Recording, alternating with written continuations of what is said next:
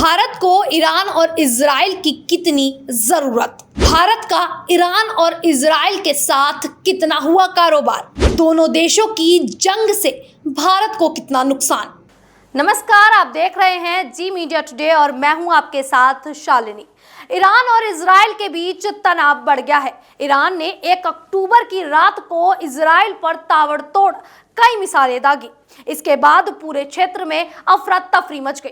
इस जंग का असर पूरी दुनिया पर पड़ सकता है। भारत भी इससे अब अछूता नहीं रहा है, क्योंकि भारत के ईरान और इजराइल दोनों देशों से काफी अच्छे संबंध हैं। भारत दोनों देशों के साथ ट्रेड भी करता है। ऐसे में अगर इन देशों में लड़ाई बढ़ती है तो इसका भारत पर क्या आर्थिक असर दिखेगा, चलिए आज यही जानते हैं। भारत ने 1992 में इजराइल के साथ राजनीतिक संबंध बनाए। इसके बाद दोनों देशों में कारोबार काफी बढ़ा। 1992 में 20 करोड़ डॉलर से ये वित्त वर्ष 2022-23 में 10.7 अरब डॉलर पर पहुंच गया, जबकि इसमें डिफेंस ट्रेड शामिल नहीं है। बीते 4 सालों में ही दोनों देशों के बीच कारोबार दोगुना हुआ है। 2018-19 में 5.56 अरब डॉलर से करीब दोगुना होकर ये 2022-23 में 10.7 अरब डॉलर हो गया। FY 2023-24 के पहले 10 महीनों में भारत और इजराइल के बीच द्विपक्षीय कारोबार 5.75 अरब डॉलर पर पहुंच गया।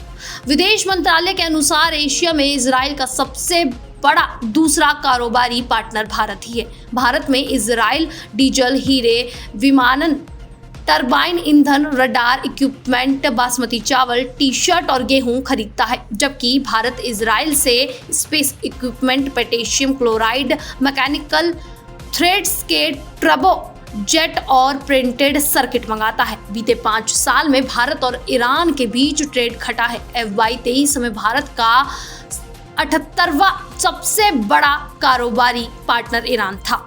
इसके साथ ही 2.33 अरब डॉलर का कारोबार हुआ, मगर अमेरिकी प्रतिबंधों के कारण दोनों देशों के बीच कारोबार घटा।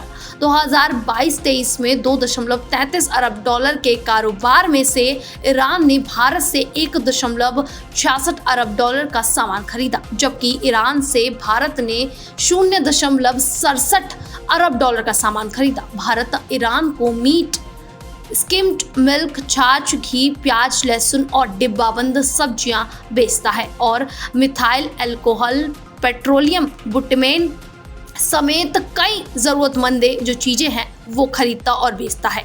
ईरान और इजराइल युद्ध के चलते सबसे पहले तो तेल की कीमत बढ़ी है।